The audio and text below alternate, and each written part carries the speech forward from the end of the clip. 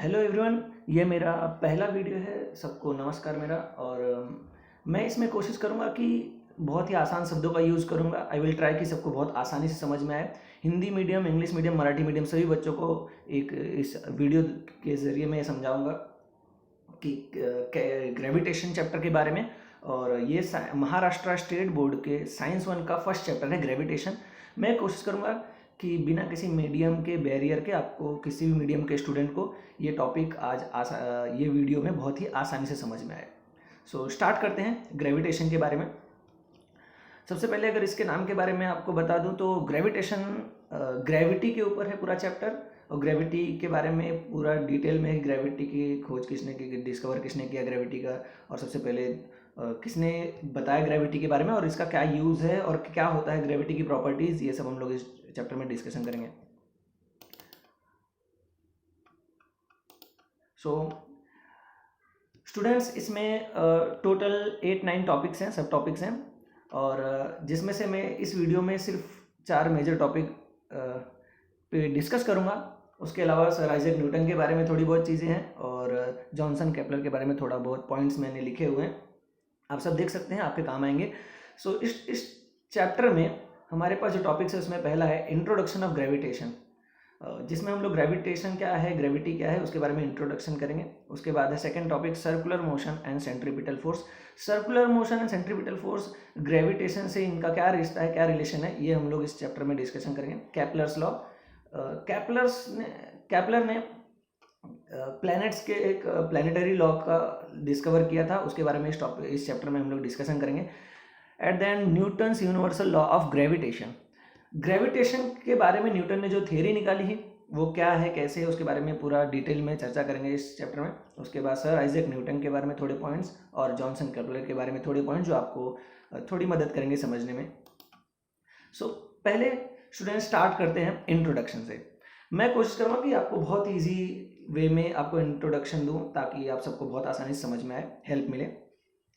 सो सबसे पहले अगर बात करें ग्रेविटेशन की, ग्रेविटेशन एक इस चैप्टर का नाम है gravitation. Gravitation means what? Gravitation means attraction between two object, किसी भी दो ऑब्जेक्ट के बीच। अब चाहे वो यूनिवर्स में कहीं भी हो, दो प्लैनेट्स हो, दो कोई ऑब्जेक्ट हो, अर्थ पे कोई भी चीज़ हो, अगर किसी भी दो ऑब्जेक्ट के बीच अट्रैक्शन है, ठीक है, किसी भी दो ऑब्जेक्ट के बीच अगर अट्रैक्शन है तो उसे हम लोग क्या बोलते हैं? ग्रेविटेशन, ठीक है। और ये जो अट्रैक्शन के लिए आपको मालूम होगा कि किसी भी चीज़ को दुनिया में होने के लिए किसी न किसी एनर्जी, पावर या फोर्स की ज़रूरत होती है। तो किसी भी दो ऑब्जेक्ट में जो अट्रैक्शन होता है, तो वो अट्रैक्शन जिस फोर्स से होता है उसे हम लोग बोलते हैं क्या? Gravitational force. याद रखो, ग्रेविटेशन में जो फोर्स अप्लाई होता है, जो फोर्स जनरेट होता है, उसे हम लोग क्या बोलते हैं? Gravitational force. The gravitational force is a universal force which acts between any two objects in the universe. याद रखिए कि पूरे यूनिवर्स में ये हर जगह एक्ट करता है, ग्रेविटेशनल फोर्स, किसी भी दो ऑब्जेक्ट्स के बीच। अगर एग्जाम्पल की बात करें तो दो प्लैनेट्स के बीच अगर हम लोग बात करें अर्थ एंड मून की, तो अर्थ और मून ये दोनों के बीच में जो ग्रेविटेशन फोर्स एक्ट करता है, ठीक है, ये दोनों के बीच जो ग्रेविटेशन फोर्स एक्ट करता है, उसके बीच, उसकी वजह से इन दोनों के बीच अट्रैक्शन है, ठीक है। उसके अलावा अगर एग्जाम्पल हम लोग ले तो अर्थ पे जितनी भी चीज़ें, हम हैं, आप हैं, एनिमल्स हैं, जो भी चीज़ें अर्थ पे हैं, वो सब अर्थ की ग्रेविटी की वजह से अर्थ पे टिकी हुई है। उसके बाद अगर आप अभी भी अपने घर पे बैठे हुए कोई चीज़ अगर आप ऊपर से किसी एक डिफिनेट हाइट से छोड़ते हो तो वो नीचे की तरफ जाती है, अर्थ की तरफ जाती है। इसका मतलब अर्थ किसी भी सर्टेन एनर्जी से, किसी भी सर्टेन फोर्स से उसे अपनी तरफ अट्रैक्ट कर रहा है, अपनी तरफ खींच रहा है। तो ये जो जिस फोर्स से अर्थ या फिर कोई भी प्लैनेट या फिर कोई भी ऑब्जेक्ट किसी चीज़ को अपनी तरफ अट्रैक्ट करता है, उसे हम लोग क्या बोलते हैं? Gravitational force. So I hope आपको समझ में आया होगा। आगे बढ़ते हैं। उसके बाद बात करते हैं एक छोटी सी स्टोरी पे। ग्रेविटेशन को सबसे पहले किसने डिस्कवर किया था? आप सब जानते होंगे, आप सबने सुना होगा, सर आइजैक न्यूटन ने। सबसे पहले ग्रेविटी के बारे में किसने डिस्कवर किया था? सर आइजैक न्यूटन ने। सर आइजैक न्यूटन ने कैसे डिस्कवर किया था, इसके पीछे एक छोटी सी कहानी, छोटी सी स्टोरी है। वो अपने घर से निकल के एक दूर कहीं एप्पल के पेड़ के नीचे बैठे थे। जाहिर सी बात है, आप सब भी कभी कभार, जैसे आप सबको कभी अकेले थोड़ा समय बिताना होता है तो आप सब कहीं दूर जाते हो, इस प्रकार वो भी इंसान ही थे। हम बात करें तो वो भी कहीं दूर एक एप्पल के पेड़ के नीचे बैठे थे। वो एप्पल के पेड़ के नीचे बैठे थे और कुछ टाइम के बाद उनके ऊपर, कुछ टाइम बैठने के बाद उनके ऊपर उस पेड़ से एक एप्पल उनके सर पे गिर पड़ा। तो उनके सर पे गिरने के बाद उन्हें ये सबसे पहला उनके दिमाग में सबसे पहला ये क्वेश्चन आया कि ये जो एप्पल है वो सीधा मेरे सर पे ही क्यों गिरा। ठीक है, मतलब वो किसी उनका ये क्वेश्चन था उनके मन में कि वो किसी एक मतलब डिफरेंट एंगल पे, किसी और एंगल पे जा सकता था, वर्टिकली जा सकता था, हॉरिजॉन्टली, मतलब वो किसी और एंगल पे जा सकता था। मैं जहाँ बैठा हूँ उसको छोड़ के कहीं और भी जा सकता था, गिर सकता था। पर उन्होंने क्या देखा कि वो एप्पल सीधा जहाँ से वो पेड़ में लगा हुआ था वहाँ से सीधा डायरेक्शन, अर्थ की तरफ डायरेक्शन करके सीधा गिरा, और जिसके बीच में वो बैठे थे तो उनके सर पे वो एप्पल जा गिरा। तो कई सारी चीज़ें सोचने के बाद उन्होंने ये कंक्लूड किया, कई कंक्लूजन निकाला कि ये जो एप्पल गिरा मेरे सर पे, उसे अर्थ ने अपनी तरफ अट्रैक्ट किया है। तो कोई भी चीज़ अर्थ पे जो ऊपर से नीचे की तरफ गिर रही है, अर्थ उसे अपनी तरफ क्या कर रहा है, अट्रैक्ट कर रहा है, और यही अट्रैक्शन को उन्होंने बोला ग्रेविटेशन। ठीक है, समझ में आ रहा है आपको कि ये जो अट्रैक्शन है अर्थ का, अर्थ किसी भी चीज़ को जो अपनी तरफ खींचता है, अपनी तरफ अट्रैक्ट करता है, इसी को उन्होंने नाम दिया ग्रेविटेशन। इसके बाद उनके दिमाग में थोड़े और कुछ सवाल आने लगे, कुछ थोड़े और क्वेश्चंस आने लगे। उनके दिमाग में ये सवाल आया कि जो ये अर्थ के पास जो ग्रेविटी है, उसका एनर्जी जो पावर है वो कहाँ तक है, वो क्या सिर्फ एक लिमिटेड हाइट तक है, या फिर अगर हम लोग थोड़ा हाइट बढ़ाएं, थोड़ा और दूर किसी ऑब्जेक्ट को रखें तो वो सेम उतना ही काम करेगा। जैसे अगर हम लोग बात करें कि अगर पेड़ से गिर रहा है, पेड़ से और ऊंचाई पे कोई चीज़ रखे तो क्या वो भी अर्थ की तरफ ही आएगा। तो ऐसे सोचते सोचते उन्होंने सोचा कि अगर क्या जो हमसे अर्थ से दूर एकदम मून है, तो क्या मून पे भी सेम तरीके से अर्थ की ग्रेविटी का अट्रैक्शन एक्ट करता होगा, क्या अर्थ की ग्रेविटी का इफेक्ट मून पे पड़ता होगा। तो ये कुछ क्वेश्चन है जो उनके दिमाग में आए कि क्या अर्थ की ग्रेविटी का या फिर किसी भी ऑब्जेक्ट का क्या दूसरे ऑब्जेक्ट के ऊपर उसके अट्रैक्शन फॉर उसके ग्रेविटेशन का इफेक्ट पड़ता है। तो उन्होंने प्लैनेट्स और सन का भी इसमें जिक्र किया कि क्या जो सन है उसका अन्य जो सारे प्लैनेट्स है उसके ऊपर उनका ग्रेविटी का इफेक्ट पड़ता है या नहीं। ये सारे क्वेश्चन उनके दिमाग में आने लगे। ठीक है, आगे बढ़ते हैं। सो अगला हमारा टॉपिक है circular motion and centripetal force. जैसे कि आप सब जानते हो कि force is directly related to motion. Means अगर कोई भी मोशन हो रहा है तो डायरेक्टली रिलेटेड है फोर्स से। बिना फोर्स के कोई भी ऑब्जेक्ट एक प्लेस से दूसरे प्लेस पर नहीं जा सकता।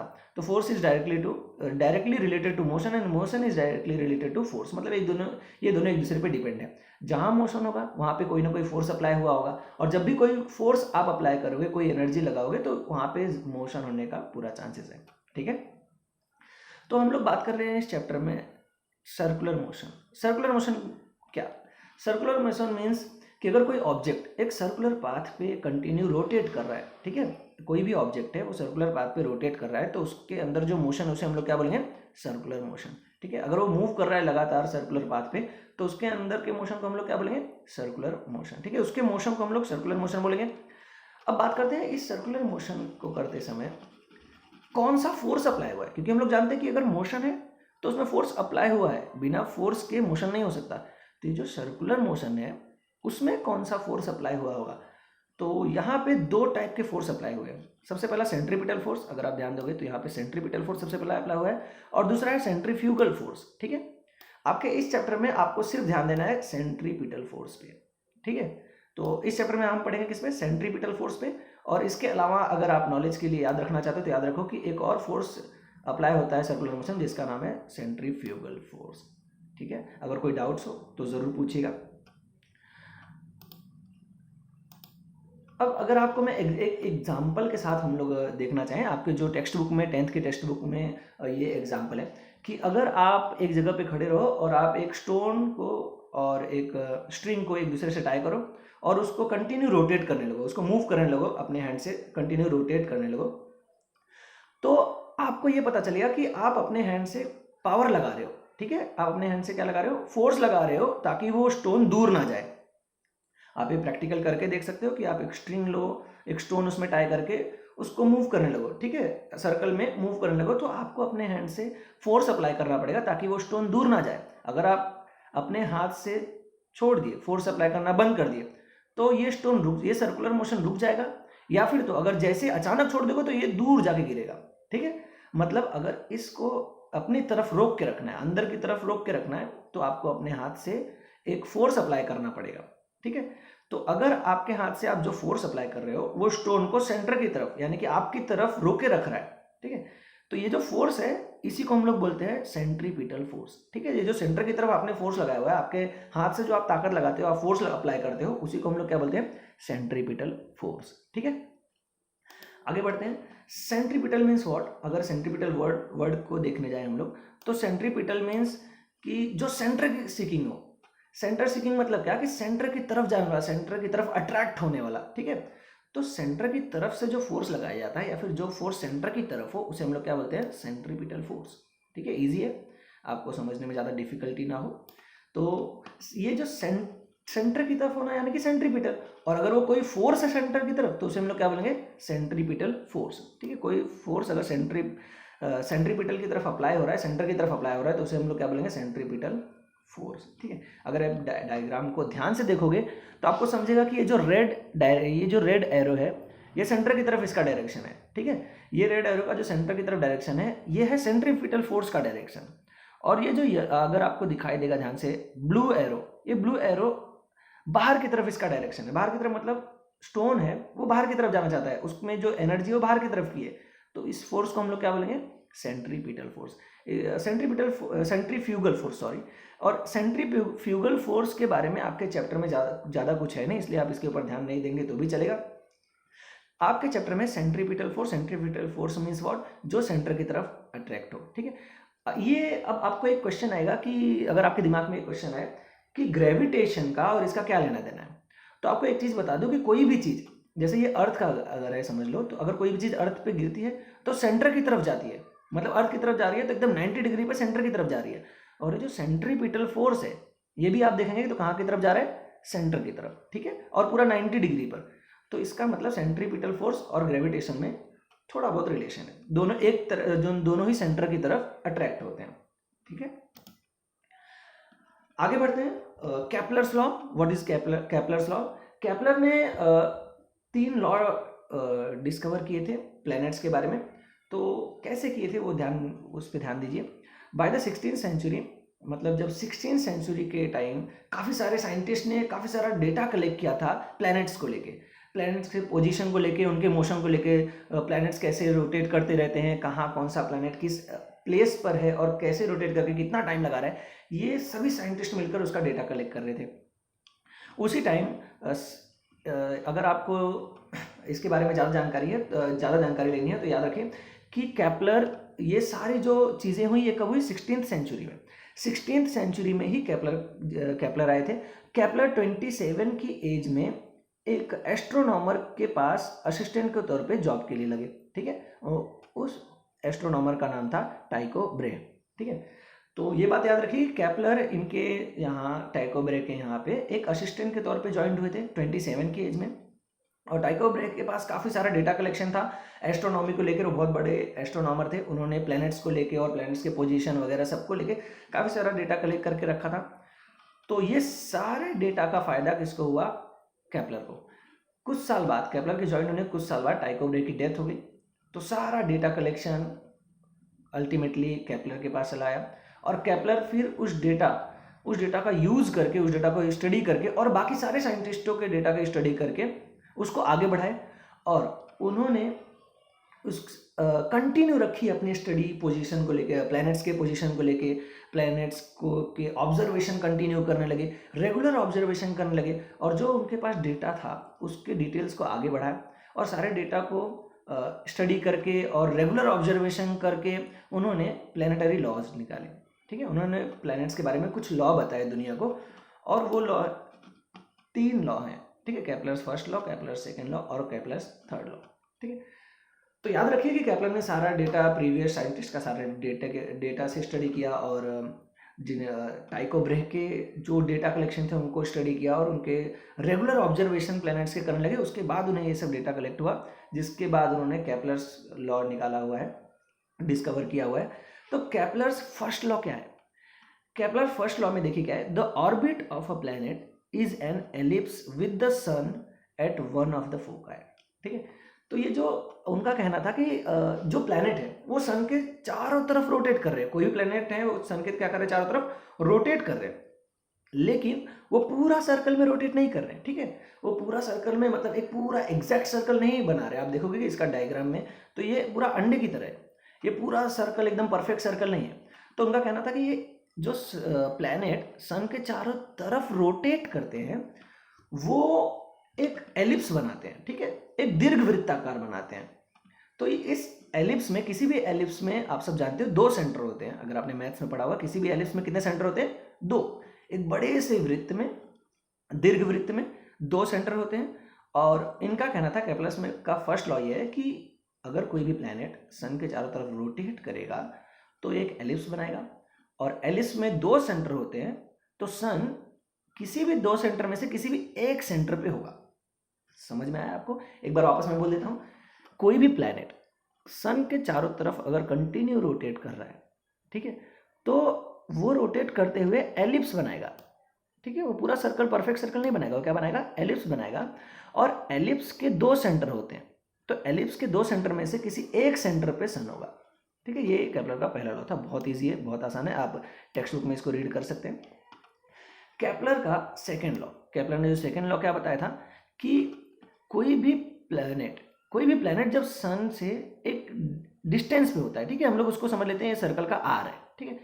तो कोई भी प्लैनेट, ये एक किसी भी प्लैनेट, कोई भी प्लैनेट जब सन से एक डिस्टेंस पे होता है, एक परफेक्ट डिस्टेंस पे होता है, तो वहाँ से जब वो एक डेफिनेट टाइम में थोड़ा सा दूरी तय करता है, ठीक है। आप कितना भी दूरी ले सकते हैं, समझ लीजिए 1 मंथ का एग्जाम्पल अगर मैं लेता हूँ, ये 1 मंथ में यहाँ से यहाँ गया, ठीक है।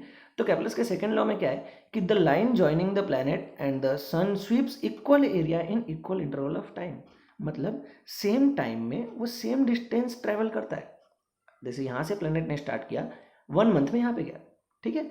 और दूसरे कंडीशन में दिखाया गया कि अगर यहाँ से प्लैनेट ने स्टार्ट किया और 1 मंथ में यहाँ पे गया, तो ये जो डिस्टेंस है ना 1 मंथ में प्लैनेट ने जितना डिस्टेंस ट्रेवल किया है वो दोनों ही कंडीशन में सेम है, ऐसा केपलर का कहना था, ठीक है।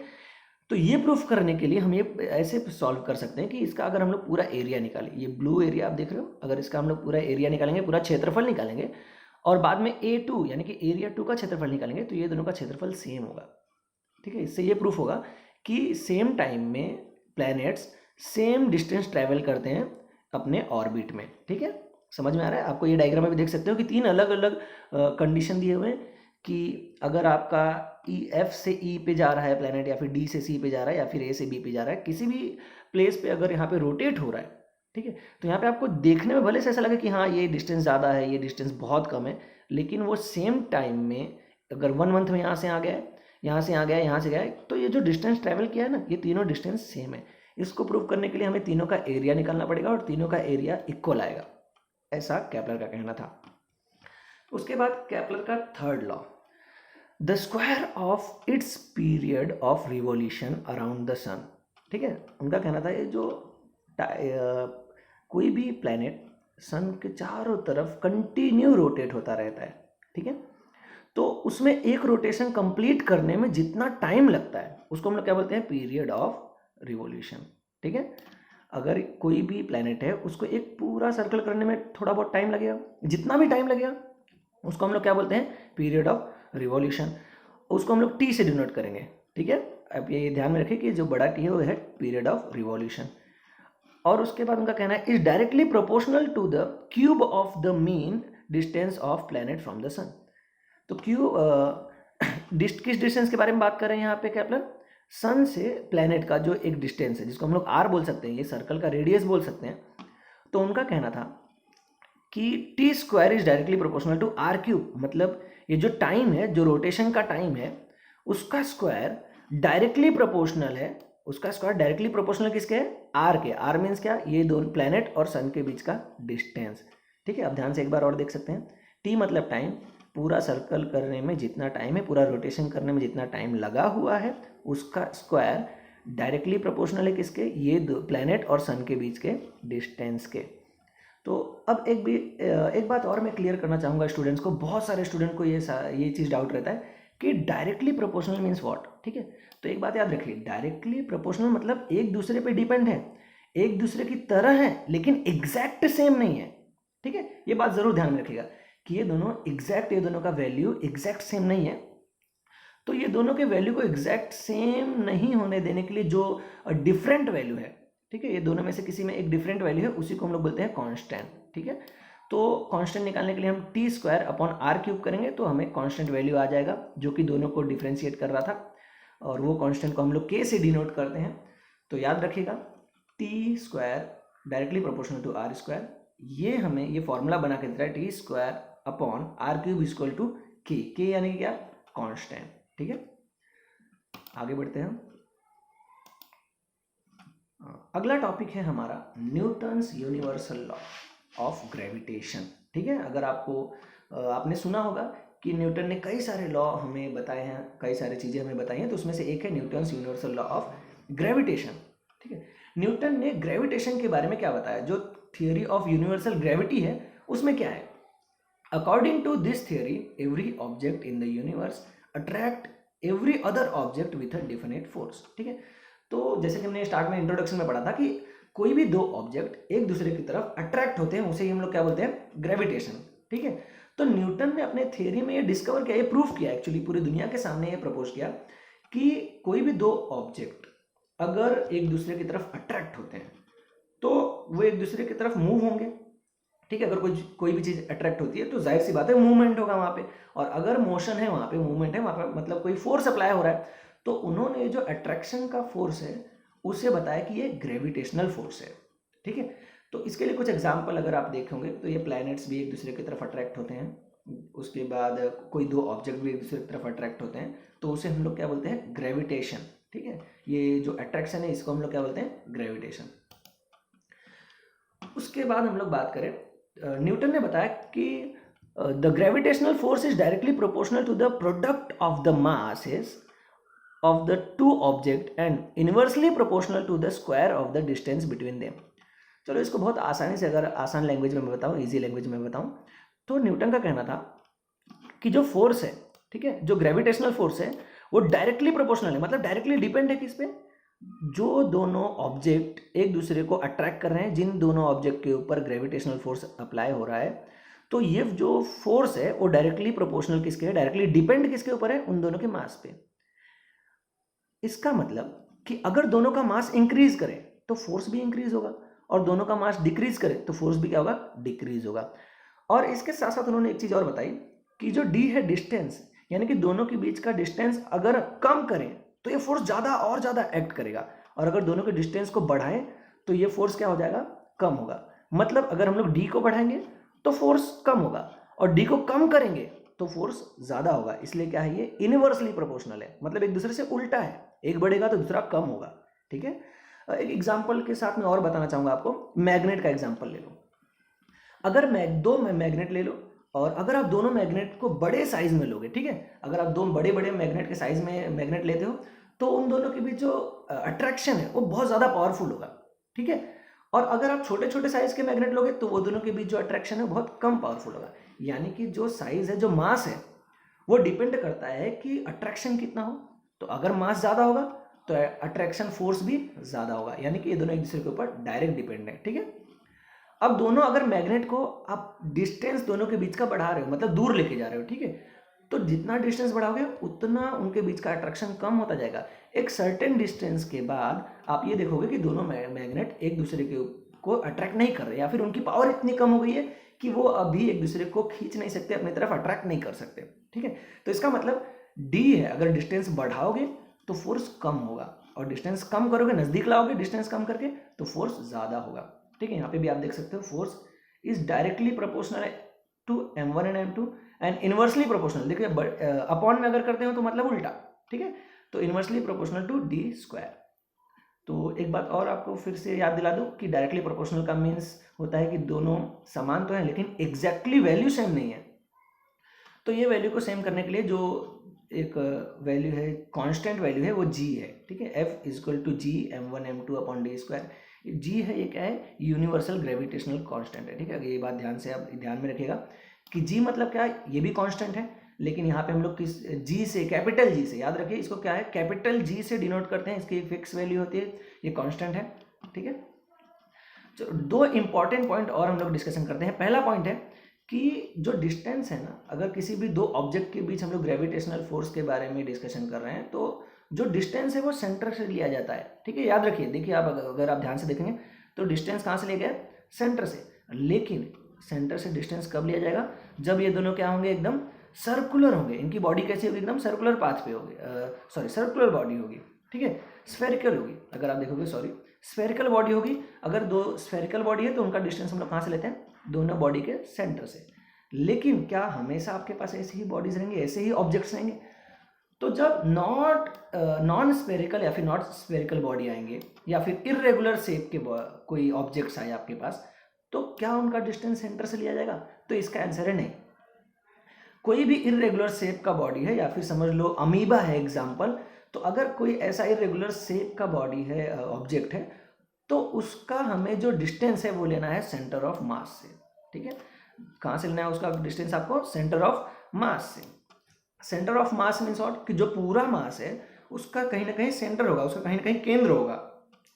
ठीक है, तो वहीं से हमें क्या करना है, दोनों का डिस्टेंस लेना है। सेंटर ऑफ मास के बारे में आप ज़्यादा डिटेल में इंटरनेट पे, या फिर आप आपके टेक्स्ट बुक का हेल्प लेके, या फिर अपने सर टीचर का हेल्प लेके आप जान सकते हो। ठीक है, तो आगे बढ़ते हैं। सर आइजैक न्यूटन, जैसे कि मैंने आपको पहले ही बोला था कि हम लोग इस टॉपिक के एंड में सर आइजैक न्यूटन के बारे में थोड़े बहुत पॉइंट्स पे चर्चा करेंगे। थोड़ा बहुत पॉइंट्स मैं आपको बताऊंगा। सर आइजैक न्यूटन, इनका जन्म हुआ था, ये बॉर्न हुए थे 1642 को बॉर्न हुए थे, और इनका डेथ हुआ था 1727 में, और इनका बॉर्न हुआ था इंग्लैंड में। ठीक है, और जैसे कि आप सब जानते हो, इन्होंने काफ़ी सारे हमें साइंस में आपने कई बार इनका नाम सुना होगा, न्यूटन्स लॉ, और इन्होंने ही gave his laws of motion, equation of motion and theory of gravity in his book Principia. याद रखो, ये प्रिंसिपिया इनके न्यूटन द्वारा लिखी गई एक बुक है, जिसमें इन्होंने कई सारे लॉज बताए हैं दुनिया को। इसके अलावा Newton with his theory of gravity mathematically derive the Kepler's law. Kepler ने जो रीज़न नहीं बताया था कि कोई भी प्लैनेट किसी दूसरे प्लैनेट के चारों तरफ क्यों रोटेट करता है, उसको न्यूटन ने बताया, उसको न्यूटन ने डिराइव किया मैथमेटिकली, कि ये ग्रेविटेशनल फोर्स की वजह से होता है। इसके अलावा न्यूटन ने और भी कई सारे फील्ड में बहुत सारे काम किए हुए हैं, जैसे light, heat, sound and mathematics के फील्ड में भी उन्होंने कई सारे काम किए हुए हैं। इसके अलावा मैथमेटिक्स में उन्होंने एक न्यू ब्रांच को बनाया है, कैलकुलस के नाम से। ठीक है, जिसका फिजिक्स और मैथमेटिक्स में बहुत बड़ा एप्लीकेशन है। आप कैलकुलस के बारे में जानोगे जब आप आगे जाके इंजीनियरिंग या फिर फिजिक्स से रिलेटेड कोई भी टॉपिक आप पढ़ोगे। ठीक है, he was the first scientist to construct a reflecting telescope. So मैं एक चीज़ और आप ध्यान में रखिए कि टेलीस्कोप की बात नहीं हो रही है, सिर्फ टेलीस्कोप की बात नहीं हो रही है, तो आप कंफ्यूज मत होना, ये है रिफ्लेक्टिंग टेलीस्कोप। ठीक है, तो ये फर्स्ट साइंटिस्ट है जिन्होंने रिफ्लेक्टिंग टेलीस्कोप के बारे में दुनिया को बताया था। और जैसे कि आप जानते हो कि टेलीस्कोप को सबसे पहले बनाया था गैलीलियो ने। इसके बाद हम लोग थोड़ी सी जानकारी लेते हैं जॉनसन केपलर के बारे में। जॉनसन केपलर 1571 में इनका बॉर्न हुआ था, और 1630 में इनका डेथ हुआ था, यानी कि न्यूटन से पहले। एक बात आप ध्यान में रखिएगा कि न्यूटन से पहले आए थे, और इन्होंने जो भी लॉज बताए हैं न्यूटन से पहले बताए हैं। बाद में न्यूटन ने इनके ही लॉ का यूज़ करके ग्रेविटेशनल फोर्स को बताया है, और इनके लॉ को भी डिराइव किया है मैथमेटिकली। ठीक है, तो ये एक जर्मन एस्ट्रोनॉमर थे और मैथमेटिशियन थे। इन्होंने, जैसे कि हमने पहले भी पढ़ा कि ये टाइको ब्रे के अंदर पे असिस्टेंट के तौर पे वहाँ पे ज्वाइन हुए थे, जो कि उस समय के एक फेमस एस्ट्रोनॉमर थे 16th सेंचुरी में। ठीक है, और बाद में इनकी सडन डेथ हो गई। टाइको ब्रे की सडन डेथ 1601 में हुई थी। ठीक है, मतलब इनके केपलर के ज्वाइनिंग के एक साल बाद केपलर ने बाद में उनका जितना भी डेटा था, कलेक्ट किया हुआ डेटा था, वो सारा डेटा खुद स्टडी किया, खुद डेटा कलेक्ट किया हुआ खुद स्टडी किया। उसके बाद काफ़ी सारे ऑब्जर्वेशन, कई दिनों के ऑब्जर्वेशन प्लैनेट्स के और पोजीशन के बारे में उनकी स्टडी सभी को लेते हुए और सारे डेटा को स्टडी करते हुए उन्होंने केपलर ने प्लैनेटरीज लॉ ऑफ मोशन बनाया। ठीक है, प्लैनेटरी मोशन कैसे होता है वो बताया दुनिया को। ही रॉट सर्वर बुक्स, मतलब उन्होंने कई सारी बुक्स लिखी हुई हैं अपने इस लॉ के बारे में, और भी जितना उन्होंने अपने लाइफ में जितने भी रिसर्च किए हैं, मैथमेटिक्स के कई सारी चीज़ें हैं, तो वो सारी चीज़ें उन्होंने अपने बुक्स में बताई हुई हैं। His work was later used by Newton in postulating his law of gravitation. जैसे कि आपने पहले ही पढ़ा हुआ है, मैं आपको वापस याद दिला दूं कि न्यूटन ने ग्रेविटेशन के बारे में बताया।